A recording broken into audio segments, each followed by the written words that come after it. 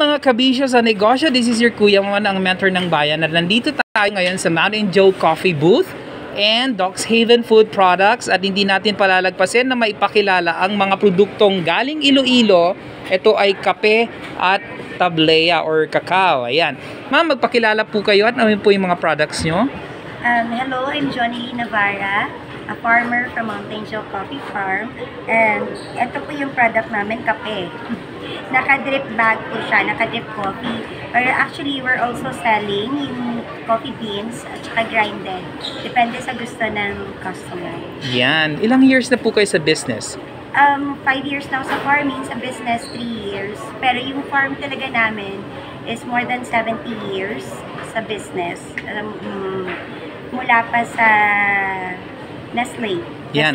5 years ka na sa business. So dumaan ang pandemic sa inyo. Kamusta ang pandemya? Hindi naman kayo apektado or paano nyo in-handle yung pandemic?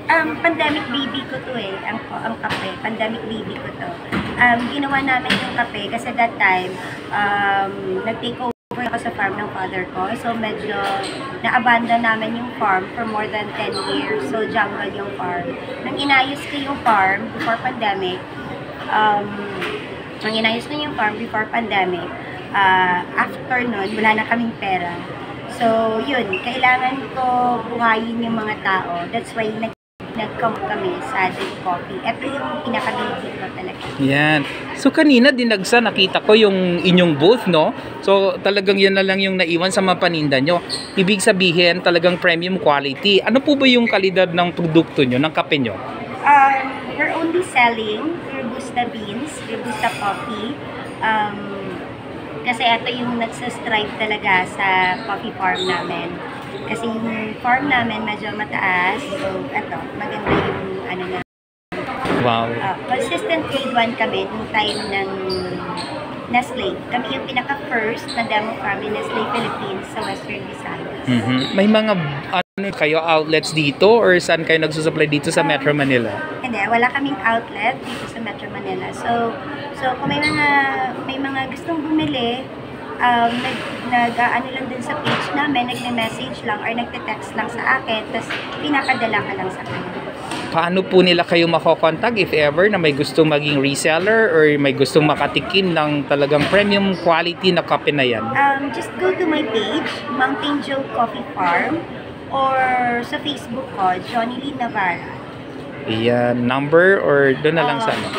You can contact me at 0995-525-1676. Ayan, so kanina nasabi ni Ma'am Johnny Lynn, 5 years na siyang farmer at talagang ito yung focus niya. Sabi nga niya, pandemic baby niya, and of course, hinahandpick nila yung kape. So talagang masasabi natin, first class, mga premium yung quality nitong, or premium yung quality ng kape nila. Kaya patronize po natin yung gawang Pinoy, buy local, go local. Maraming salamat po, ma'am. But of course, nandito si ma'am na may-ari ng kakao. At alamin natin ano yung mga produkto mo. By the way, ano yung pangalan mo, ma'am? Pangalan ko po ay Stephanie Gulmatico. Yes. Under po sa Doc's Haven, Soniare Chocolates po. Wow, sounds like Italian. Yes, Italian meaning to dream. Kasi nag-aral at kakauwi ko lang last year. Wow. Yes, welcome to the Philippines, ma'am. Anyway, what are your products?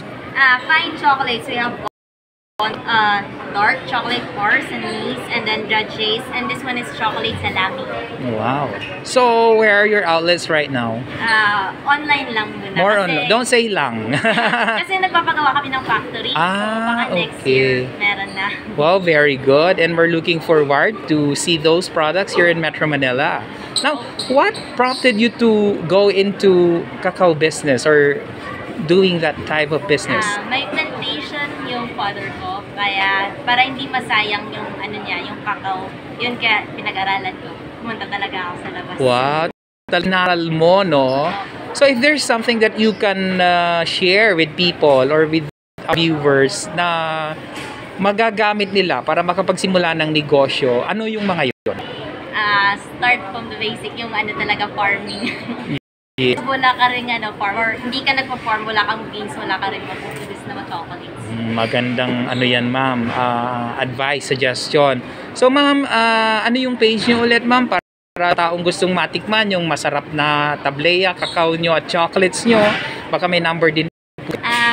Pwede po kayong pumontak lang po sa page namin, Sonyari PH po. Pwede rin po sa Instagram. Same lang po, Sonyari PH. Yeah. Can you spell Sonyari? Kasi Italian yan. Medyo, ako hindi ko alam kung ano spelling yan. Ito po. Yan. Ognare. Yan, that's Sonyari. Parang Sognare, ganon. Parang ganon. So, yun. May number po ba na pwede ibigay? Or dyan na lang po sa page? Dun na lang sa page. Ayan. Okay. Merong mayroong tayong tinatawag na USP. Ano naman yung USP mo? Kasi sa dami ng chocolate or the unique selling proposition ay ang pinaka advantage ng pagbili ng produkto mo over doon sa ibang mga brands. Local po talaga yung natin. Kami po mismo yung nagka-harvest. Tsaka yung beans, kinukuha ko rin sa locality namin mismo sa Iloilo lang. So you're like into social entrepreneurship, tama po ba? Parang Kasi you're like tumutulong rin po sa ibang farm. yes, so may collaboration na gaganap, no? So yun. So ang sarap talaga ng nila, tableya nila. Kaya sana po patronize natin yung mga produktong lokal, no? Mga produkto na kakaiba. And syempre ay nakakatuwa na may mga kabataang kagaya nilang dalawa na galing pa ng Iloilo, tinawid nila ang dagat para lang ng kanilang produkto. So maraming salamat po ma'am sa inyong patuloy na pag-encourage din sa mga kabataan, patuloy na pagpapakita niyo na hindi dahilan na porket babae kayo, pambahay lang kayo. Na talagang kayo ay gumagawa ng parang mai-promote yung inyong mga produkto, maisulong na kayo ay kumita para sa family and of course to inspire other people. Thank you po.